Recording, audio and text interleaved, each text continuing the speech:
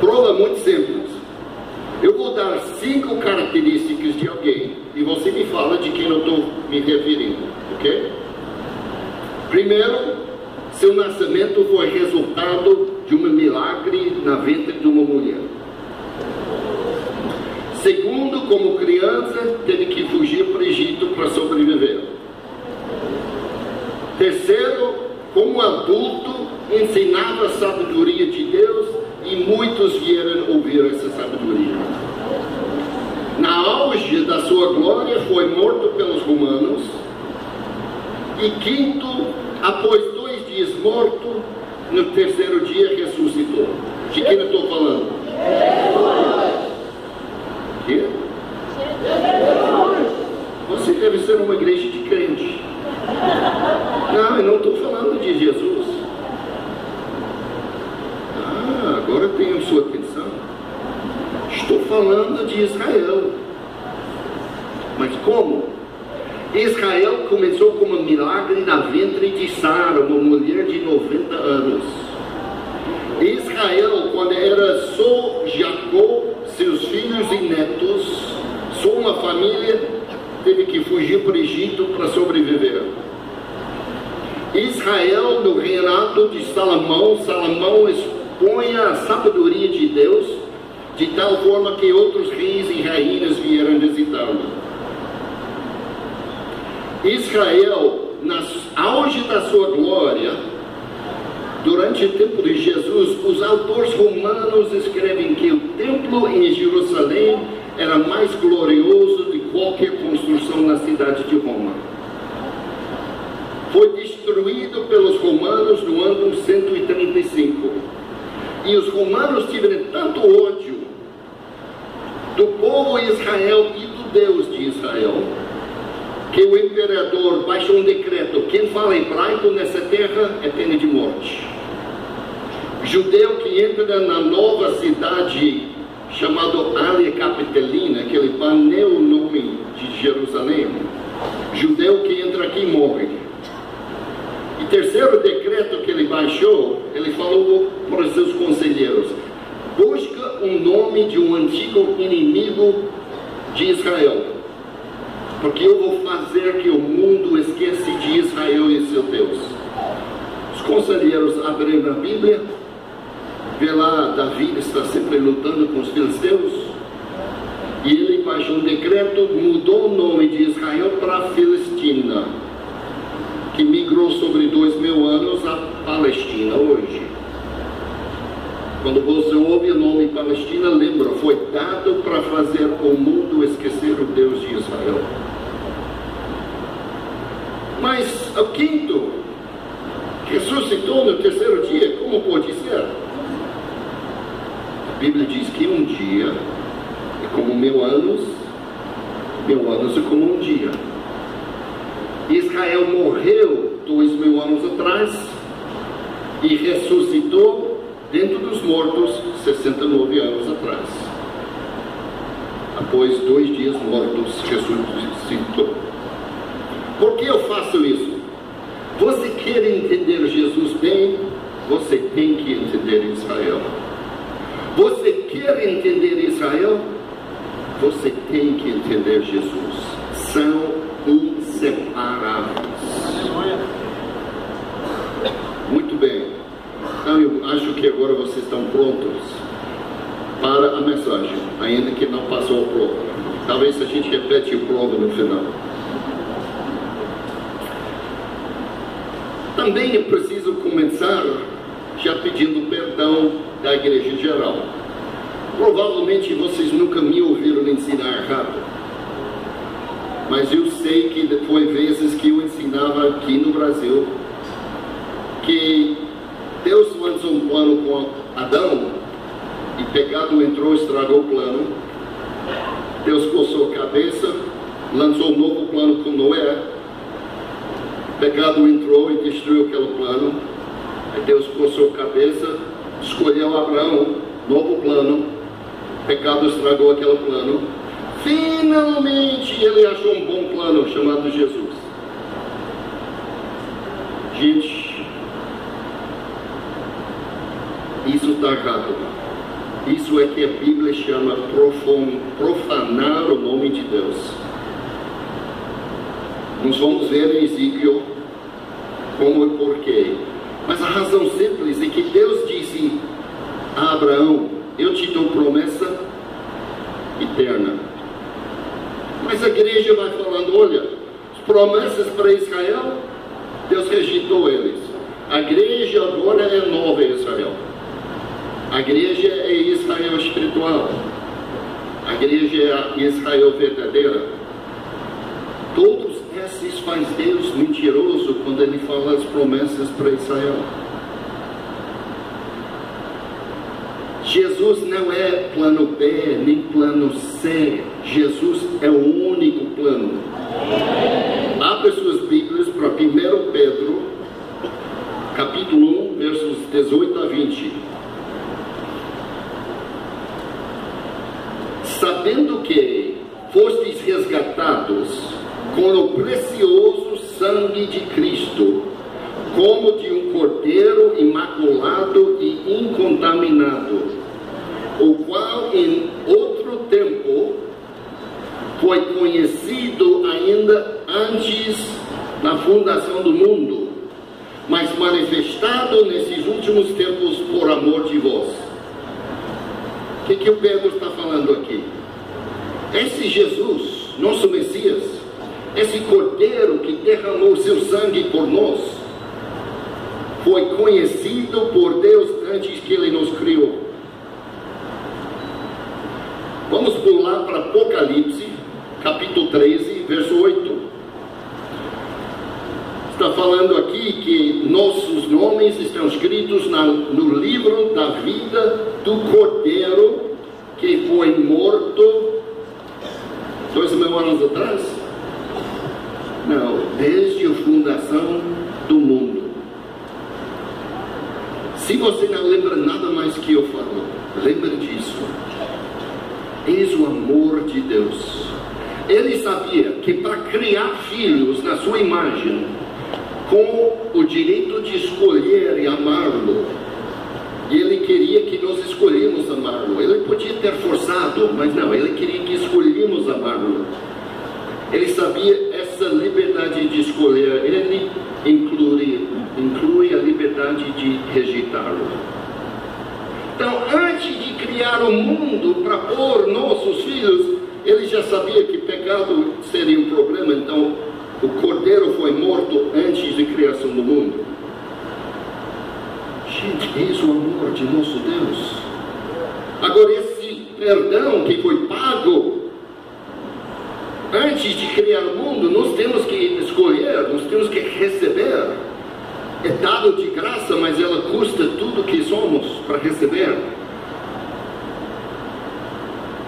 Jesus não é um plano C, um plano F.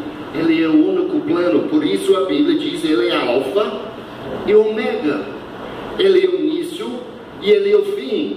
Ele é o Cordeiro morto antes da fundação do mundo, e Ele é a luz que ilumina a nova Jerusalém, quando é um novo céu e uma nova terra. Mas então isso também significa que tudo no meio tinha que ser. Israel não foi um erro. Vamos abrir para Isaías 46, versos 9 a 10. Lembrai-vos das coisas passadas desde a antiguidade, que eu sou Deus e não há outro Deus. Não há outro semelhante a mim, que anuncia o fim desde o princípio. Desde a antiguidade, as coisas que ainda não sucederam. Que digo: o meu conselho será firme, farei toda a minha vontade. Meu propósito, meu plano, minha vontade há de se cumprir. Deus é o único que pode dizer isso. Está aqui. Eu anuncio o fim. Jesus, a luz da nova Jerusalém, antes do início. Agora, para chegar lá, meu filho, tem que morrer.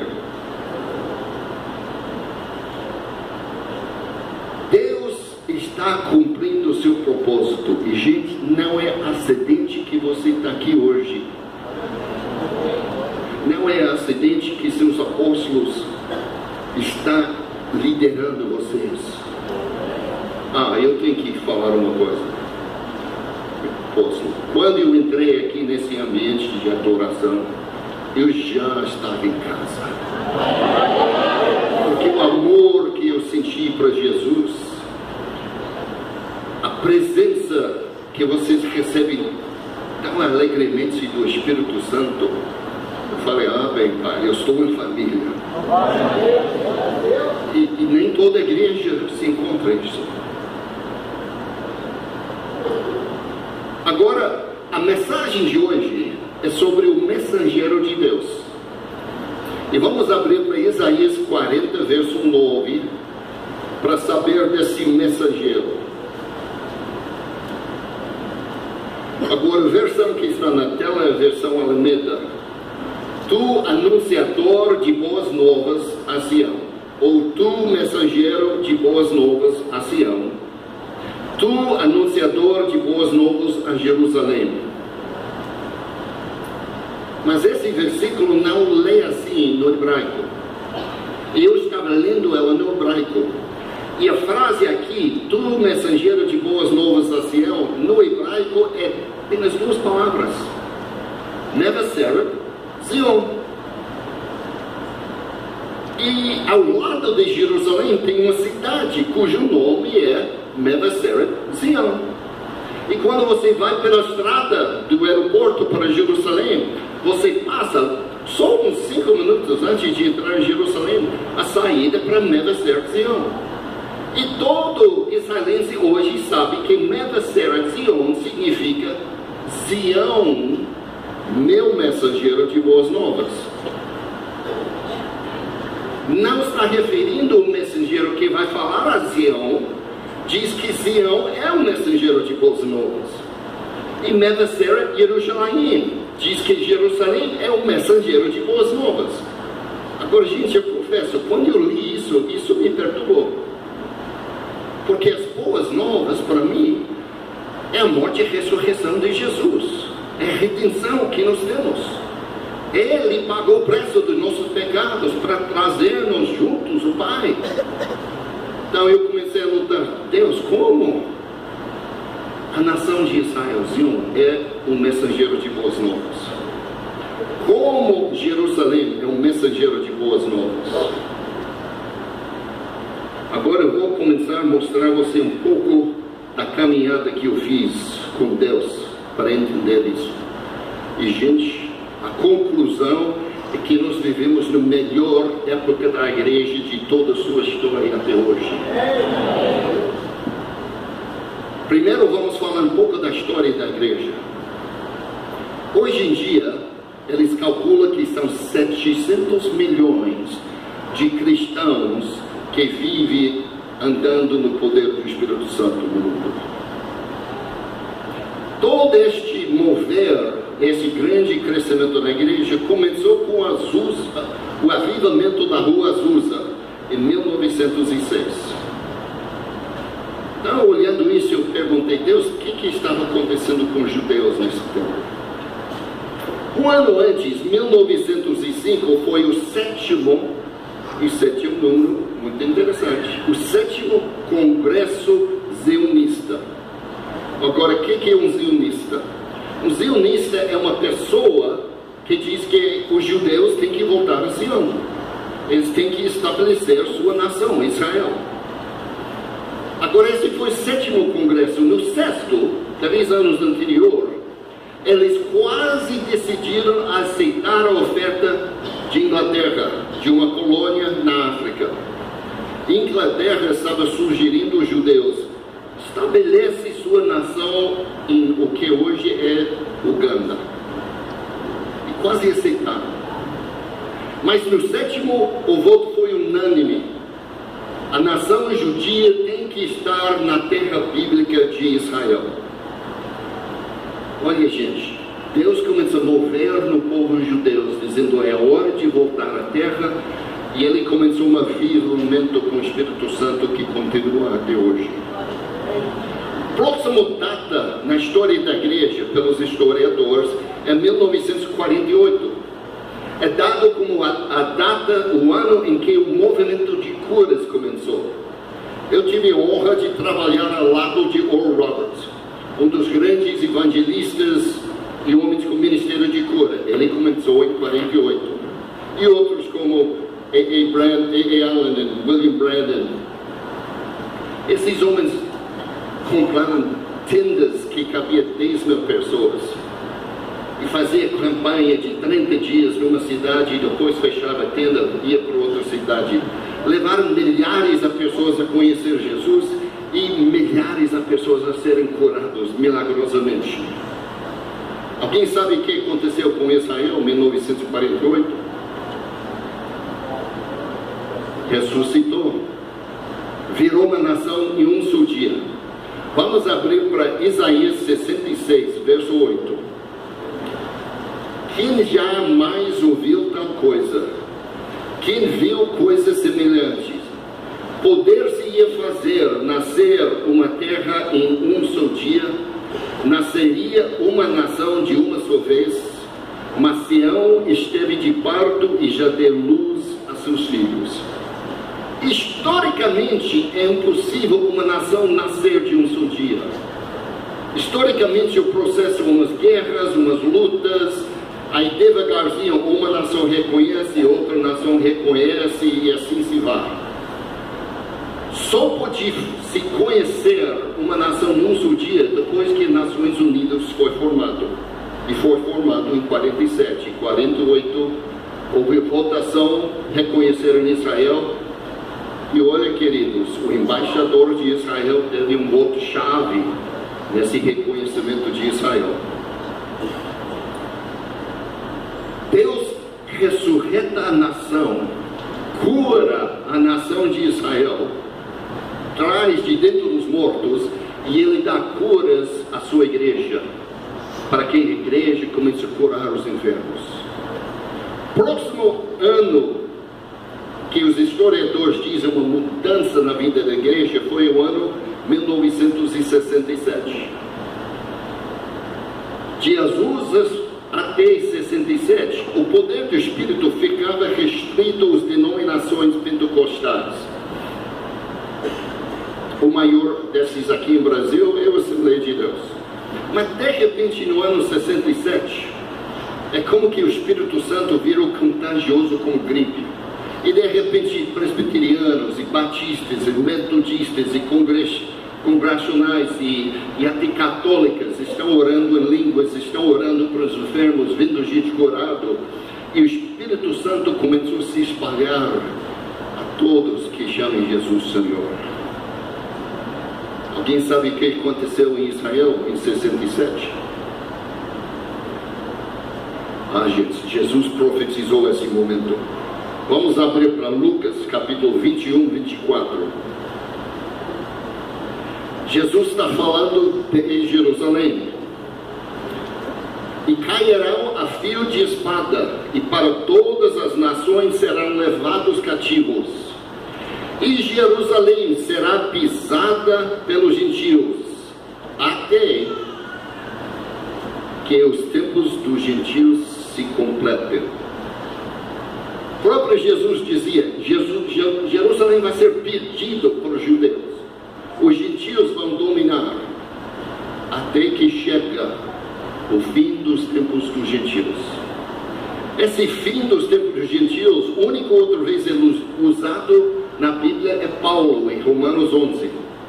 E Paulo diz que quando chega o fim do tempo dos gentios, toda Israel vai ser salva.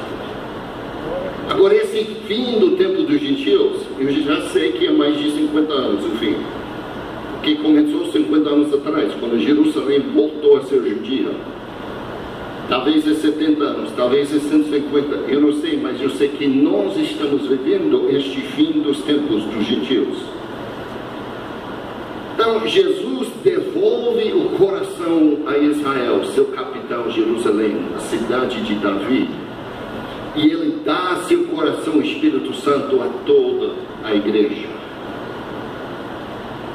Gente, nossas histórias estão amarradas juntos no mundo espiritual. Por que estão amarrados juntos? Abre para Efésios capítulo 2, versos 11 e 13.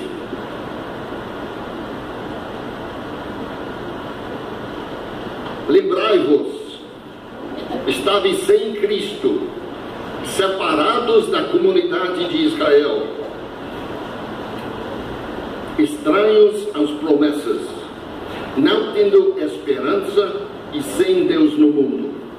Mas agora em Cristo Jesus, vós que antes estáveis longe, já pelo sangue de Cristo chegaste perto. E algumas traduções dizem, foste feitos participantes das promessas de Israel. Paulo em Romanos 11 diz, vocês gentios por meio de Cristo foram enxertados na raiz das promessas que Deus vem dando a Israel. Por isso nossas histórias estão amarradas juntos.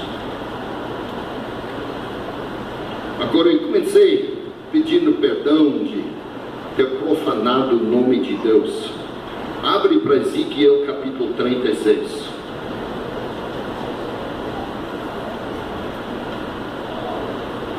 E chegando as nações para onde foram, profanaram o meu santo nome, pois se dizia deles, esses são povo do Senhor e saíram da sua terra.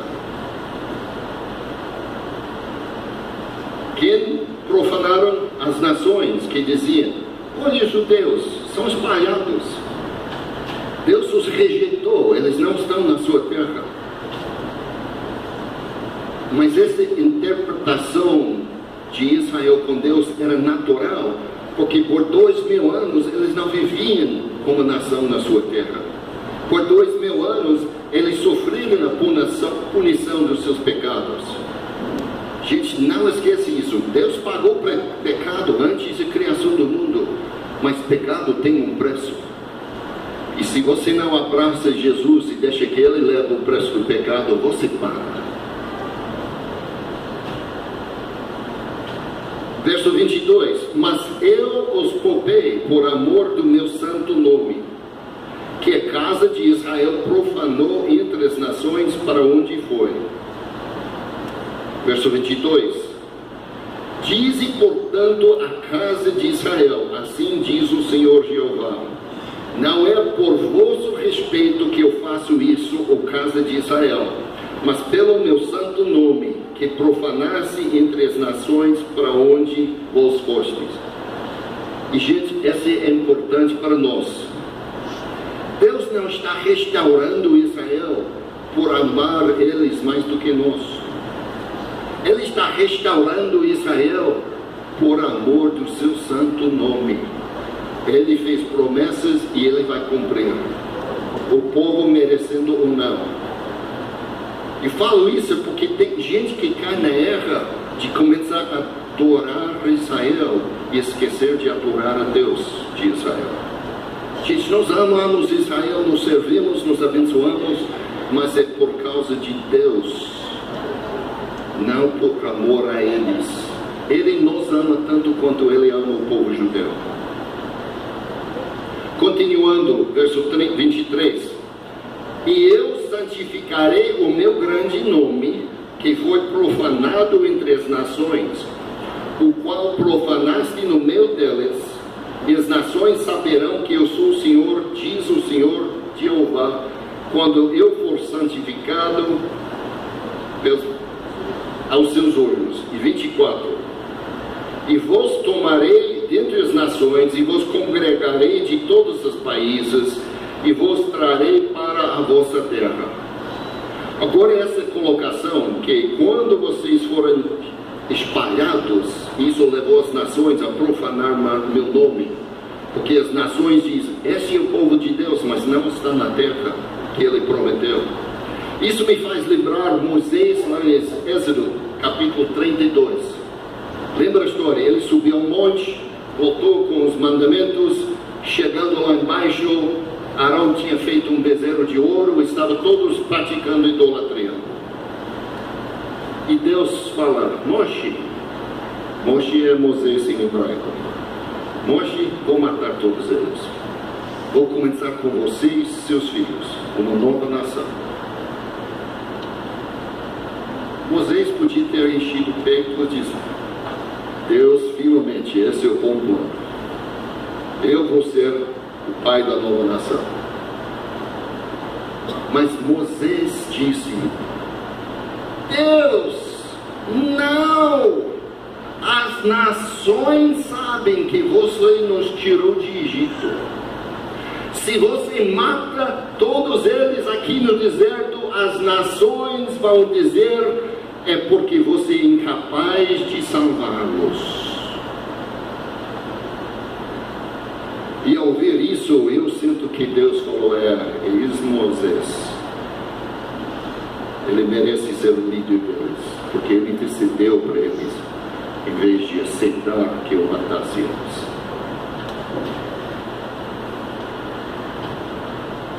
Não foi só as nações, não foi só a igreja que falava. Deus rejeitou eles. Deus é incapaz de mantê-los na sua terra. Muitos dos próprios judeus começaram a falar a mesma coisa. Isaías capítulo 49, 14 a 15. Mas Sião diz: já me desamparou o Senhor se esqueceu de mim. E Deus responde: pode uma mulher esquecer-se tanto do filho? Mas ainda que esta se esquecesse, eu todavia não me esquecerei de ti. Eis que na palma das minhas mãos eu tenho gravado, e os teus muros estão continuamente perante mim. Gente, eu leio esse versículo, aí eu lembro que Jesus foi ferido, morto, antes da fundação do mundo. Eu entendo que ele já escreveu os judeus nos feridos nas suas mãos antes da criação. Deus não esqueceu deles. Agora vamos olhar para Isaías 52, verso 9 e 10. Clamai cantando, exultai juntamente, desertos de Jerusalém. Porque o Senhor consolou o seu povo, redimiu a Jerusalém. O Senhor desnudou seu santo braço perante os olhos das nações, e todos os confins da terra verão a salvação de vosso Deus. Aí eu comecei a entender: não vai ser Sião, não vai ser Jerusalém. Jerusalém, mensageiro de boas novas. Deus está falando: quando eu vou redimir Jerusalém, e eu revelo minha força, meu braço forte às nações, e eu vou liberar a salvação aos confins da terra. Agora, Jesus falou que a igreja tem que ensinar o evangelho do reino até onde? Os confins da terra. Não é acidente que usaram na mesma frase. Gente, no ano 67, no ano que Jerusalém foi redimido, aqui no Brasil, alguém sabe a percentagem de protestantes da população neste ano? Entre 2% e 3%.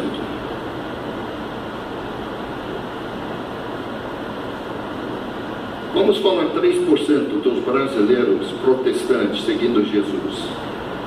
Deus restaura Jerusalém, revela sua força nos celestiais, e Ele libera a salvação aos confins da terra. Qual a população dos brasileiros evangélicos hoje no Brasil? 30%, alguns dizem 40%.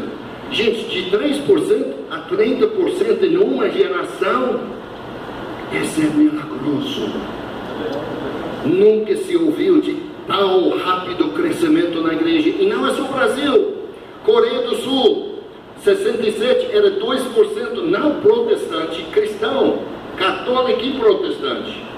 Hoje os protestantes são 30% da população. China comunista, no ano 67 nem pode se ver números, porque os comunistas negaram que existiam cristãos, porque eles mataram tudo que descobriram. Mas vamos supor que era 1 ou 2%. Hoje é só 10%. Mas 10% de 1 bilhão é uma igreja de 100 milhões de cristãos chineses. É a maior igreja do mundo, é a igreja chinesa. Isso está acontecendo na África, na Ásia. Glória a Deus. Nesses 50 anos, escuta isso, tem mais cristãos vivos hoje do que todos que viveram antes do ano 1967. Por isso digo, meu apóstolo, hoje é o melhor dia de servir Jesus. Gente, não há melhor momento de falar com seus parentes, falar com seus colegas de serviço, de trabalho sobre Jesus, porque estamos nesse momento que Deus diz: a salvação vai aos confins da terra. Louvado seja Deus. E a igreja é o veículo dessa salvação. Glória a Deus. Aleluia. Isaías 49, verso 22. Assim diz o Senhor: eis que levantarei a mão para as nações, e diante do povo levantarei a minha bandeira. Então trarão teus filhos nos braços, e as tuas filhas serão levadas sobre os ombros. Deus levanta a mão para as nações. Ele levanta uma bandeira para as nações. A bandeira é Jesus. E essas nações que seguem a bandeira de Jesus estão trazendo os filhos e as filhas dele de volta para Jerusalém, para Israel. A embaixada cristã, na sua história, já ajudou mais de 140 mil judeus pobres voltarem para Israel. Faz 2 anos agora que nós estamos empenhados em cooperação com o governo de Israel, em ajudando os últimos 9 mil judeus da Etiópia a voltarem para Israel. Já tem 120 mil deles em Israel, que me faz rir quando sai a acusação que Israel é uma nação que pratica apartheid. Pratica apartheid porque eles estão trazendo os judeus negros da África para viver junto com eles. Porque são judeus. Judeus que começaram com o rei Salomão. Já trouxemos 600 no ano passado, nesse ano já trouxemos 200, comprometemos a trazer 1.200, e enquanto que a igreja continua a nos dar dinheiro, nós vamos continuar pagando as passagens aéreas até que complete esses 9 mil. Esse é o plano de Deus. Ele estendeu a mão para as nações, levantou a bandeira de Jesus para que as nações tragam seus filhos de volta para Israel. Nossas histórias estão amarradas juntos. Agora Isaías 40, verso 1 e 2. Estes 2 versos é a fundação da embaixada cristã. Consolai, consolai meu povo, diz vosso Deus. Falai benignamente a Jerusalém e brandai-lhe que já a sua servidão é acabada, que a sua iniquidade está expiada, e você já recebeu em dobro da mão do Senhor por todos os seus pecados. Agora é interessante, consolai meu povo. Ele está falando para quem não é de Israel. Para falar de Israel, chegou o momento de Deus te consolar. Você já pagou um dobro por teus pecados. Chegou o momento da restauração. Esse é o que nós, que vivemos trabalhando com a embaixada cristã em Jerusalém, estamos fazendo desde o ano 1980. Falando ao povo de Israel. Israel, vocês pensam que foi fundado como um país socialista, comunista, ateu? Isso foi só a imaginação dos seus fundadores. Eles não reconheceram que era Deus que estava te trazendo. E se sugiro que você leia todo o capítulo 36 de Ezequiel. Nós lemos alguns versos, mas Deus fala ao profeta: profeta, olhe a terra, olhe as montanhas, diz: montanha, se prepara, vou trazer meu povo de volta. Depois ele diz: profeta, fala para o povo: povo, prepara, eu vou trazer de volta para a terra.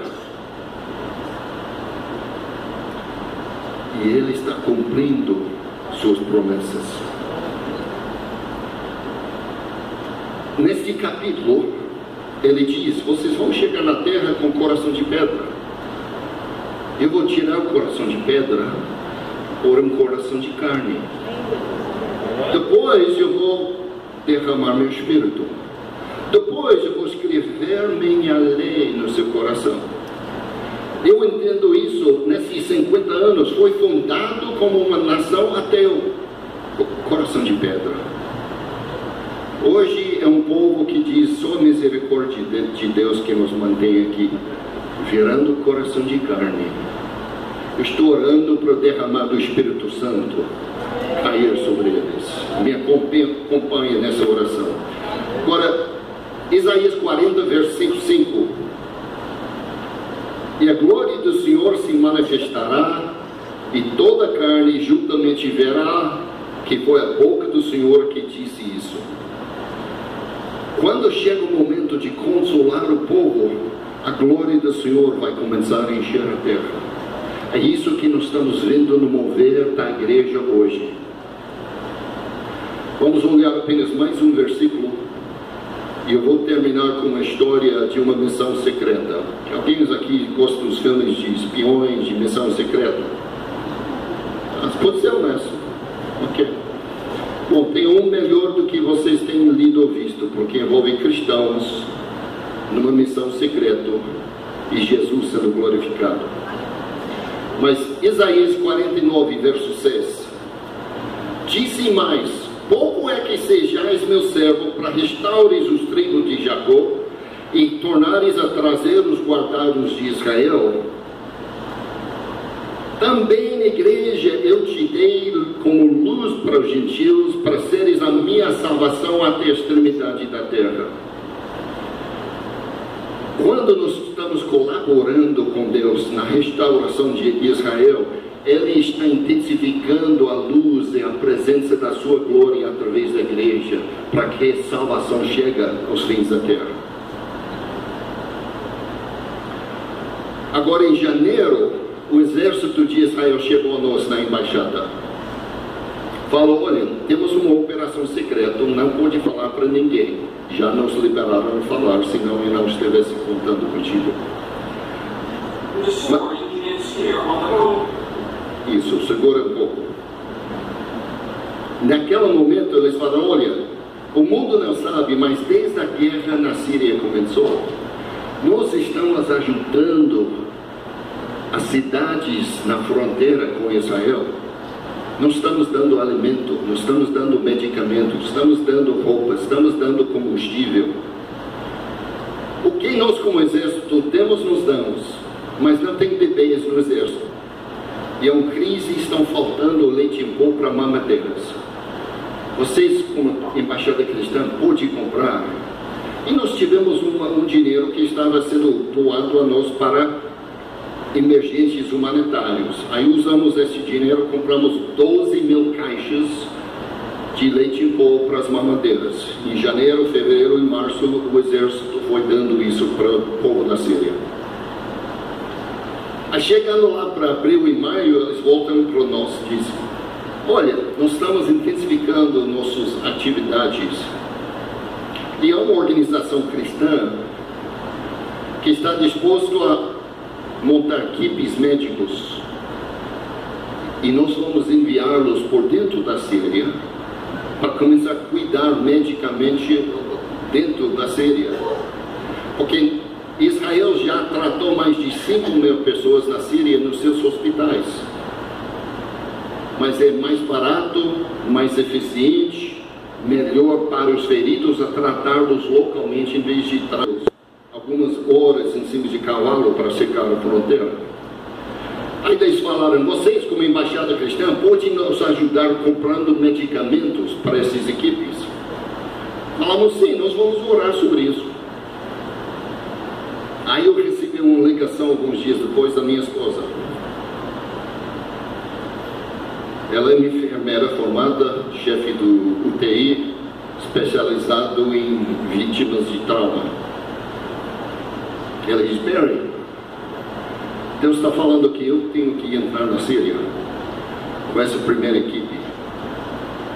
E uma amiga nossa, ela na verdade Sally, ela deu a vida a Jesus junto comigo na mesma igreja metodista. Agora, eu não gostei da ideia. Eu comecei a ter uma discussão com Deus. Mas Deus, olha, a minha companheira de 37 anos, ela é minha amante, Deus, é a mãe dos meus 3 filhos, avô do meu neto, chama outro mais novo. Aí o Espírito Santo me visitou e me levou. Só começamos a namorar um pouco, e eu levei ela a uma igreja que ficava aberta 24 horas, com a Bíblia. Eu sentei com ela e falei: olha, estou gostando de você, você está gostando de mim, mas olha, Jesus aqui diz que quem vai seguir Ele tem que negar-se a si mesmo, toma cruz e segui-lo. E Deus está me chamando às nações. Se você não está disposto a tomar cruz e seguir Jesus comigo, então vamos rachar agora. Ela disse: não, estou disposto. Alguns anos depois, ela foi comigo com nossa primeira filha de 6 meses para a região amazônica. Ministramos no Rio Purus. Deus me levou àquele momento, ele só disse: não deixe uma vida formada com cruz no meio, sai da cruz agora.